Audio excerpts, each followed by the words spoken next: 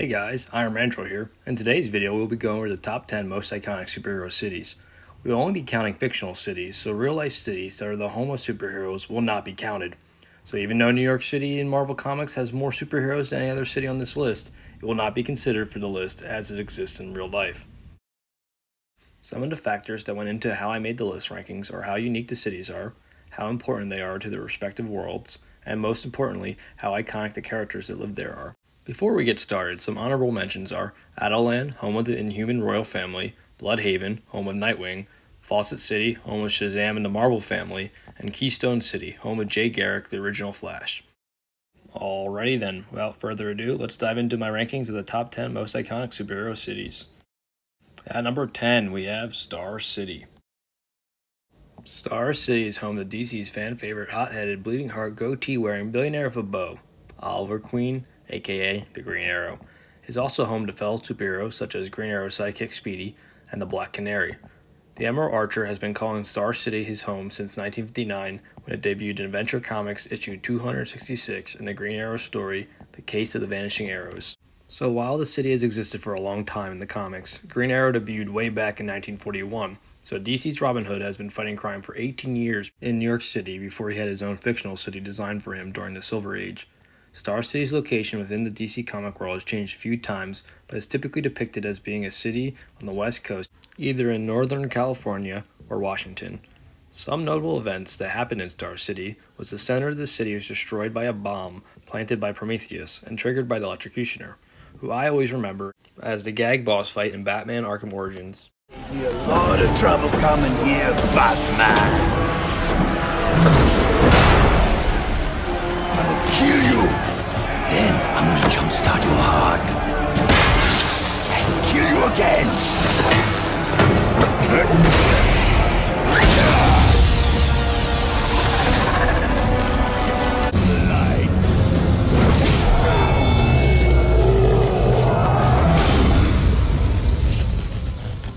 Who wants to show me where the penguin is? Soon after the terroristic attack, a mysterious magical forest grew out of the rubble of the devastated city. This forest was grown using the power of the White Lanterns, the lantern core of life. While far from the most iconic city on the list, shows like Arrow have made Star City more mainstream. Leo Mueller, you have failed this city.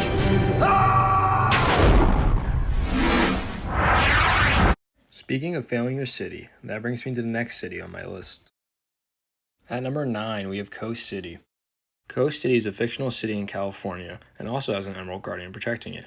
Whereas Star City has Green Arrow, Coast City is home to Green Lantern Hal Jordan, the most famous and powerful of the entire Lantern Corps. This one, Sinestro. He trained Hal into becoming the greatest Green Lantern ever. What happened to him? He turned into an evil psycho. I'm guessing they left that part out when they gave the tour. But again, he trained Hal.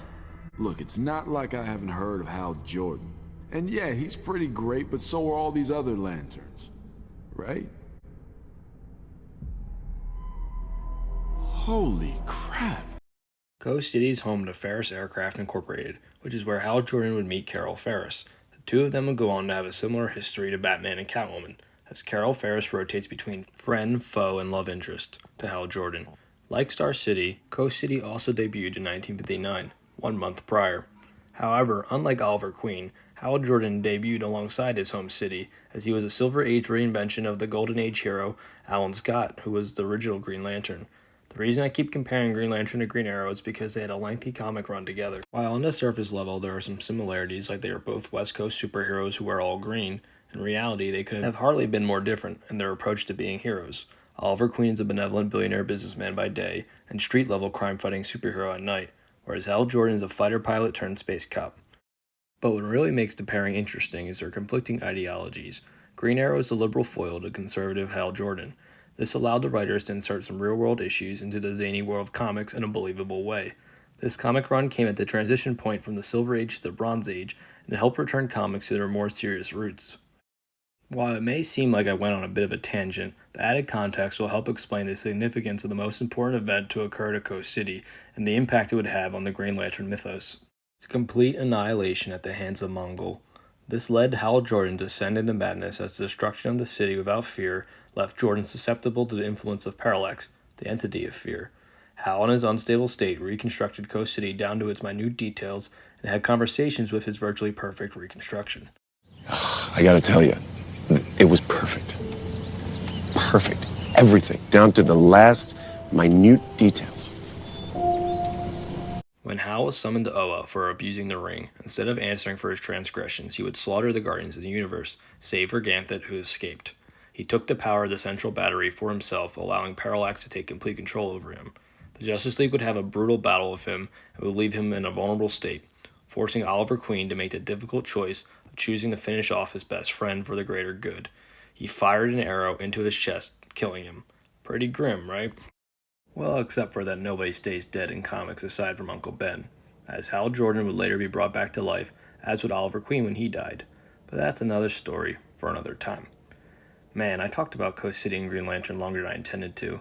I tend to do that in my videos when Green Lanterns get brought up. Their mythos is just so interesting to me. Now let's quickly get back on track. At number 8, we have Central City. Central City is home to the quickest hero of them all, the Quickster. Wanna see me run to that mountain and back? You wanna see me do it again? Sorry, I meant the quickest DC hero, the Flash. Specifically Barry Allen, as the original Flash Jay Garrick lives in Keystone City, as mentioned earlier in the video. Jay Garrick to Barry Allen is the same scenario as Alan Scott to Hal Jordan. Barry Allen is a Silver Age reinvention of a Golden Age character. Barry Allen would go on to be arguably the most famous Flash, although some would argue that it's Wally West. Even though I'm typically more of a Barry Allen fan myself, my favorite depiction of the Flash was actually one where he was Wally West. I have no idea how to fly this vehicle. What's this do? That's not helping. Central City is a fictional city that has been located in Ohio, Illinois, and Florida, but is typically depicted as being in Missouri across the river from Keystone City, Kansas.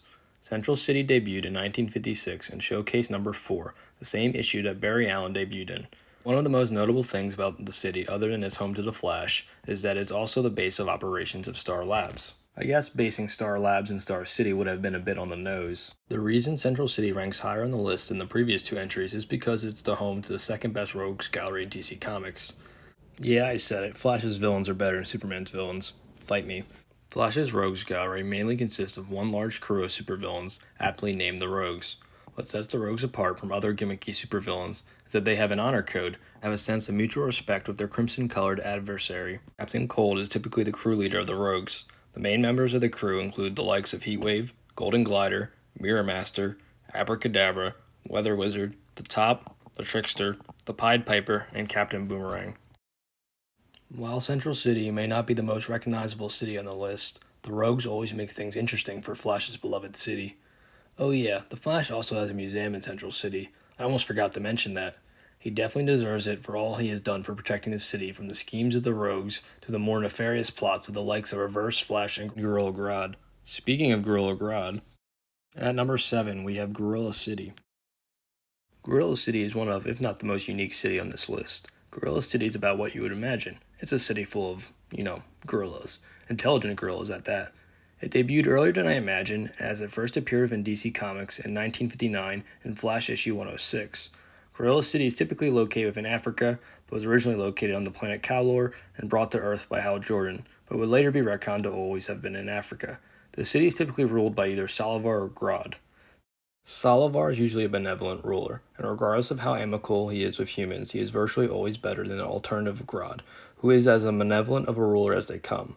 Gorilla Grodd is one of the best villains in all of DC Comics, and is the go-to pick after Lex Luthor to lead the supervillain versions of the Justice League. The reason Gorilla Grodd is mainly a Flash villain is because in most cases Barry Allen is the first human to discover Gorilla City, so he's the first superhero to interfere with Grodd's plans, hence the lifelong grudge. Also, Grodd typically has telekinetic and mind control abilities, because a super intelligent evil gorilla wasn't intimidating enough, right? In some continuities, after Salivar reclaims the throne from Grodd, he has the city-state country of Gorilla City join the United Nations. A superhero trip to Gorilla City means you're probably in for a good time.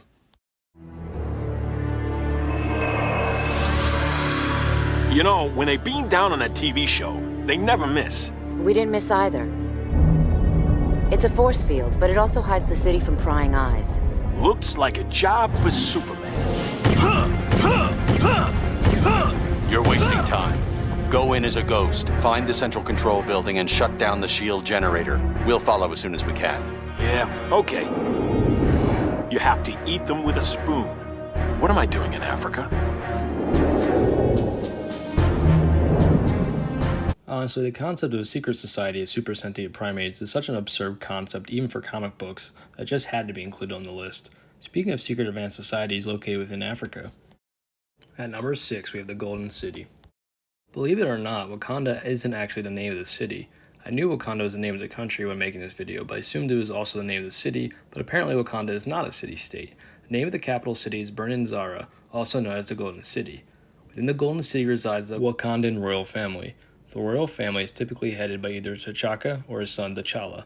Usually it's by the latter, as the former dies in most of T'Challa's origin stories. So, arrogant T'Chaka. That is your downfall. I never wanted your respect. Can you hear me? I wanted your hide.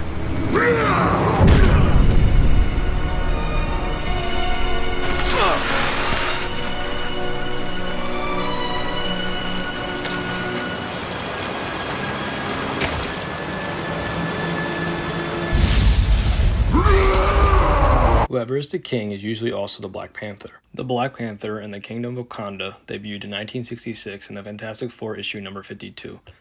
The fictional kingdom is typically located in North Africa, next to either Nigeria or Ethiopia. Black Panther / King of Wakanda is decided by a trial of combat. Once victorious, the king is enhanced by the heart-shaped herb that is native to Wakanda and is equipped with vibranium tech.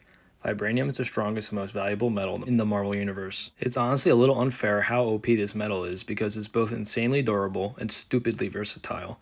Vibranium needs a nerf in the next patch. Vibranium only can be found in Wakanda. Since the country has exclusive access to the super metal for centuries, it's no wonder why it's more technologically advanced than the rest of the Marvel world. Kinda odd society that is this advanced still elects their leader via combat. Guess traditionalists got a really firm grasp on the kingdom, huh?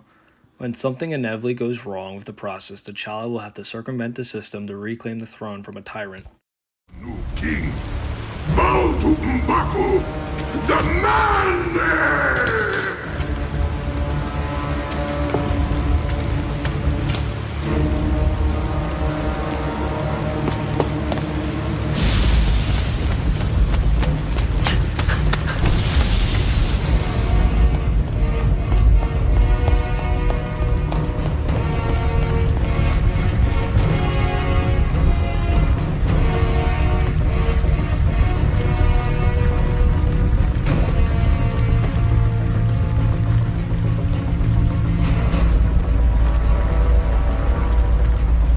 Golden City would have been ranked much higher on the list if Wakanda was a city-state by the same name.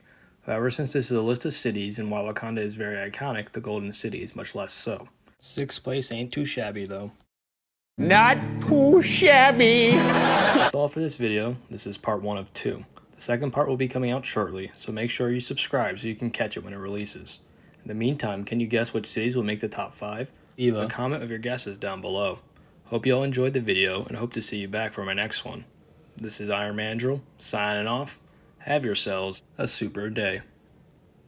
Ciao.